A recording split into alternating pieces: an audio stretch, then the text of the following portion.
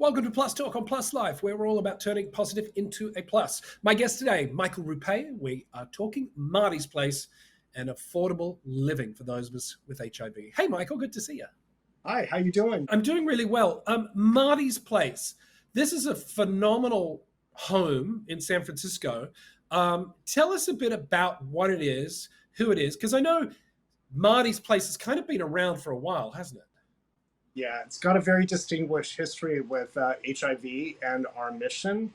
The building was actually purchased by a Franciscan friar in the early 90s before meds. So it was a place of refuge for people because there were intersections going back to when people were diagnosed with HIV.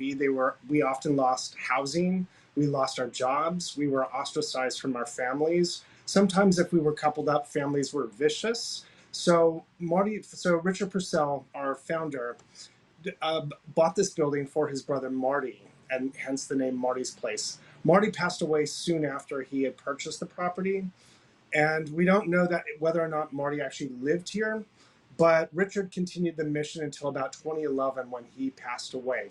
But he brought people in, and there were many, many generations of people who lived here and passed here.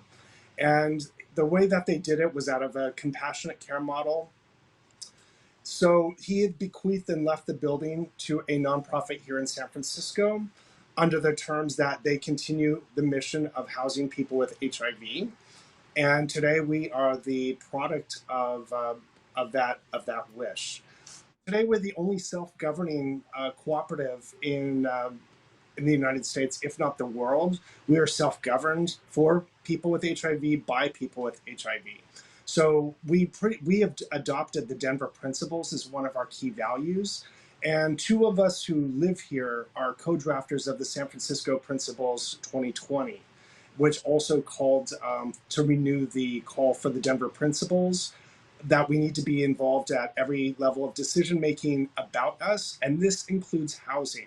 So one of our calls was nothing about us without us.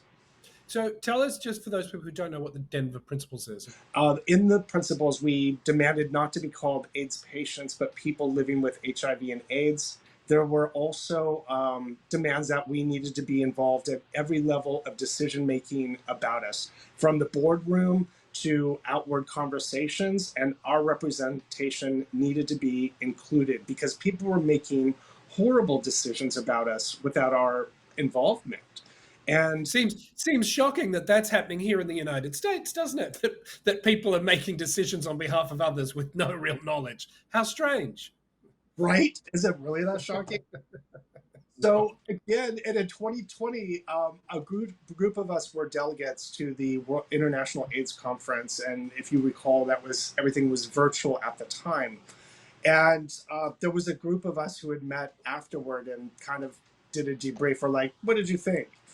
And we just drew on the Denver Principles, how there needed to be a new list of demands with a living, breathing document that needed to be applicable beyond even the terms that we could describe. And so we released the San Francisco Principles in 2020, which renewed that call of nothing about us without us. How does something like Marty's Place, the model that is Marty's Place, a co-op, how does that empower those of us living with HIV who thought, where am I going to go? I don't have any family. I don't have any money. I'm going to die alone, probably homeless. How does having a model like Marty's Place change that and empower somebody? We are an intentional community, and we are brought together by common cause. And so it's easy for us to unite. And because we've all experienced discrimination, a lot of us, particularly who are long-term survivors, held our loved ones as they died in our arms. We lost our community, and we were here to experience that initial impact when people had Kaposi sarcoma.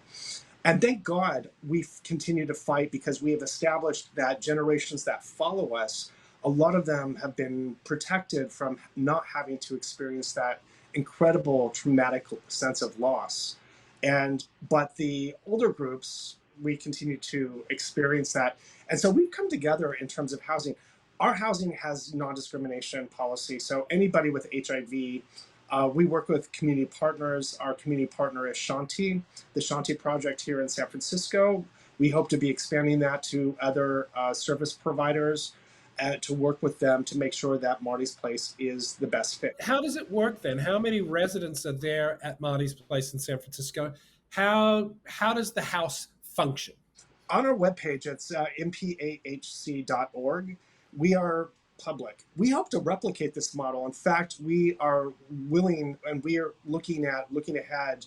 We're looking at offering consulting to work with other people to replicate and duplicate this model. How we function is we meet regularly. We are a 501c3. So as the 501c3 works, everyone pays rent through their 50c3, and the 501c3 has a formal contract to the property owners, so it acts as a buffer. And as an organization, we are 100% democratic, which means our board of directors includes residents and a few non-residents. Right now, we have one non-member director who is a non-resident, and we are looking at in time to develop a vision, a long-term vision, and we are working on our next summary development plan in the next year. But it requires 100% participation. It requires us to be transparent. It requires us to operate by the principles that we've adopted as key organizational values. Yeah, Michael, it seems like a model that could be and should be adopted nationwide, because, I can speak, as a middle-aged gay man living with HIV, I often sit and think, what happens when I don't have any family left and I am by myself and I'm not doing this job anymore? Where do I go? How do I pay the bills? How do I make this work? And it seems to be that Marty's Place offers a really good solution, not just to put a roof over one's head, but to keep that sense of community and family, which is so important. There are components that have to be addressed, I think, to remedy in terms of, because San Francisco generally tends to break housing down into a few categories. We have independent living, which Marty's Place is, and then there are supportive living to deal with people who have facilities that provide, up to palliative care or extra kind of care or mental health support. We do not offer those kinds of. I could see Marty's Place expanding in two areas. One, to continue that independent living, and for those who live and work and are actively engaged, to continue living in community, but also for what does the long-term vision look like for us as we age. And I think for folks with higher needs, there is room to develop a supportive living model where there could be facilities with staff members or professionals, qualified professionals, to offer that kind of in-home support and care for people all the way through the end-of-life phases, including palliative care. Well, I think I'm inspired by Marty's Place and by you and your story, and you should mention all the amazing work you've done over the years, not just through Marty's Place, but for the cause as an activist yourself. Michael Rouppet, thank you so much for joining me on Plus Talk. Thank you so much for having me. What a pleasure to meet you all. Thank you. That is going to do it for this episode of Plus Talk. We'll put all the information, including the website and links that Michael spoke about, up on our website when we post this.